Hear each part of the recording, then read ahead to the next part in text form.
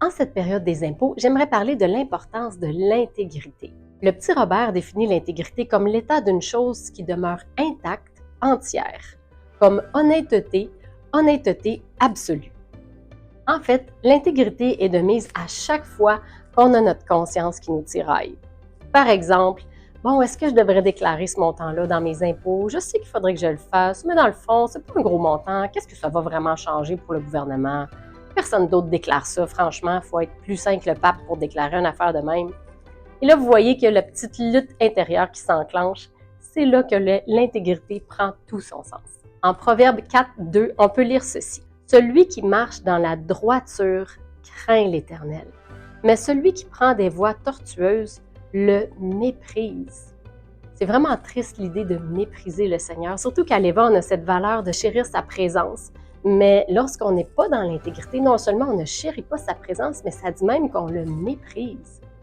Et à l'inverse, le psalmiste va dire en Psaume 41, 13, « Tu m'as soutenu à cause de mon intégrité et tu m'as placé pour toujours en ta présence. » Vous voulez chérir la présence de Dieu, marchez dans l'intégrité. Et j'ai vraiment voulu profiter de cette capsule pour vous rappeler mon histoire de clé de voiture parce que c'est tellement bon avec cette thématique. Donc, comme vous savez, l'année dernière, notre voiture avait rendu l'âme. Alors, on s'est rendu chez le concessionnaire pour acheter une nouvelle voiture. Et juste à la fin, quand toutes les négociations étaient terminées, le vendeur nous serre la main. Et là, il fait « Oh, je viens de voir qu'il y a juste une clé qui vient avec la voiture. » Et bien sûr, nous, on avait besoin au moins de 2 clés, mais ce n'est pas des petites clés que tu vas chez le serrurier puis tu fais une copie à 20 $, c'est des clés qui coûtent 450 $. Donc, on dit au vendeur, non, on a vraiment besoin d'une deuxième clé. Alors là, il nous regarde et dit, il dit, je vous propose quelque chose. Il dit, on va juste souscrire à une assurance clé, ça va coûter à peu près 200 $. Il dit même le garage peut l'assumer, le 200 $. On va l'assumer pour vous.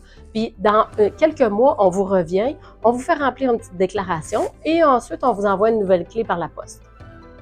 Là, mon mari et moi, on se regarde, on fait « Est-ce que vous êtes en train de nous dire que dans quelques mois, il va falloir faire une déclaration comme de quoi on a perdu une clé qu'on n'a jamais eue? » Elle a dit « Oh oui, mais c'est pas grave, tout le monde fait ça, je fais ça souvent avec mes clients, c'est vraiment pas grave. » Bon, là, on était un peu pressés. On a dit, OK, c'est beau. On s'est dit, bon, c'est lui qui paye le 200 $, c'est son affaire. Mais finalement, en retournant dans la voiture, sur le chemin du retour, là, on avait ce petit tiraillement à l'intérieur et on n'était pas bien avec ça. On s'est dit, non, même si c'est lui qui a payé le 200 $, c'est nous qui allons devoir signer la déclaration de perte de clés. Et on n'a pas perdu de clés, on les a juste jamais eues. Alors, on a décidé de rappeler le vendeur.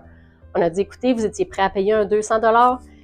Payez-le, puis nous, on va payer la différence. On va payer le 250 qui manque, puis on va juste acheter la clé, tout simplement, puis nous, on va avoir la conscience tranquille.